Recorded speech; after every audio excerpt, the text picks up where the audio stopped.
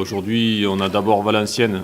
Et Valenciennes, c'est une équipe qui va mieux, qui a très mal démarré, mais qui va beaucoup mieux, puisqu'elle reste sur du positif. Elle a gagné ses 2 matchs à la maison, elle est allée faire un nul à 3.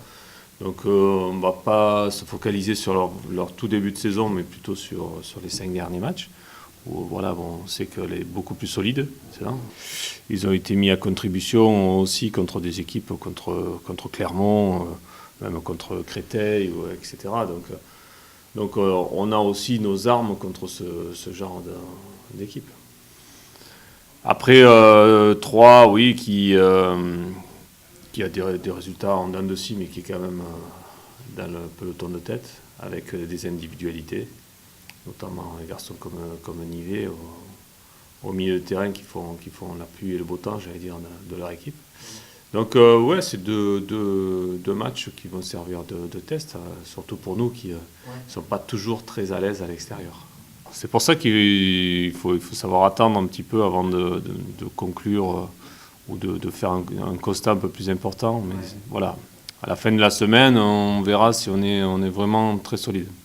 Après, ça reste quand même un championnat très, très ouvert. J'allais dire, il y a une dizaine d'équipes aujourd'hui les 10 premiers, sont susceptibles de monter.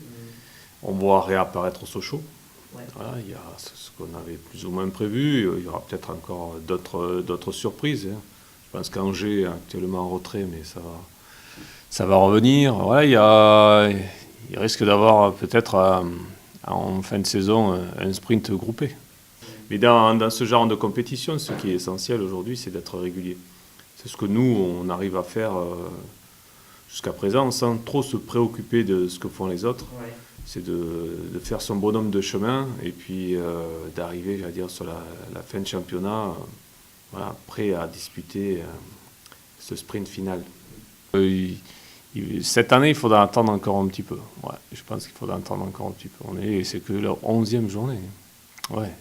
Donc, effectivement, il faut passer l'hiver, voir comment les équipes évoluent. Il y a des équipes qui n'ont pas de gros effectifs, ça va être peut-être handicapant. D'autres qui en ont peut-être un peu plus. Et voilà, ça va changer. Il y a la CAN qui va arriver, parce que il y a des équipes qui vont avoir 2-3 joueurs qui vont peut-être partir. On sait ce que c'est, puisque nous on a Julio. C'est pas évident. Quand tu reviens, il y a quand même un décalage qui se fait. Et tu n'as parfois pas les mêmes joueurs. Voilà, donc ça va se jouer là-dessus. Donc il y aura encore des fluctuations.